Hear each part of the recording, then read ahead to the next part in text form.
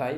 সেখানে মেনলি পুরা বিশ্বকে জানানো হইতেছে যে ইরান হচ্ছে ইউরেনিয়াম সমৃদ্ধ করতেছে এবং তারা মানে পারমাণবিক অস্ত্র বানানোর পথে হাঁটছে।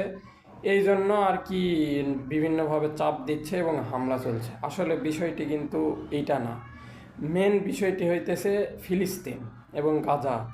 ওইটাই হচ্ছে মেন বিষয়, এইগুলা জাস্ট খালি ইস্যু।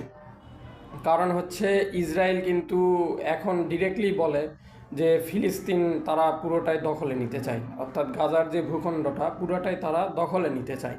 এবং এইটার জন্য যুক্তরাষ্ট্র বিভিন্ন পদক্ষেপ নিয়েছে এবং তাদের যুক্তরাজ্য, তাদের বিভিন্ন ফ্রান্স, এরা সকলে চাইতেছে যে তাদের একটা যৌথ সেনাবাহিনী মানে গঠন করে সেইখানে তারা মোতায়েন করবে এবং এর মাধ্যমে আসলে কিন্তু পুরো গাজা ভূখণ্ডটা ইসরায়েলের আয়ত্তে নিতে চায়। এখন ইসরায়েল দেখতেছে যে যদি তারা গাজা ভূখণ্ডকে হাতে নিতে চায় তাহলে প্রথম পথের কাঁটা হচ্ছে ইরান, অর্থাৎ ইরানকে হচ্ছে গোড়া থেকে উপড়ে ফেলতে হবে।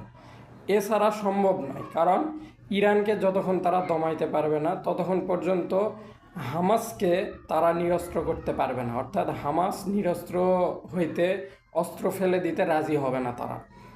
এবং এইদিকে আপনার হচ্ছে ইরানের সমর্থিত বিভিন্ন মিলিশিয়া গোষ্ঠী আছে, যেমন হুতি, হিজবুল্লাহ, এরকম অনেক গোষ্ঠী আছে। যতদিন ইরানকে উপড়ে ফেলতে পারবে না ততদিন এই গোষ্ঠীগুলোকে একবারে সরাসরিভাবে মানে হিজবুল্লাহ, হুতি, এদের নেটওয়ার্ক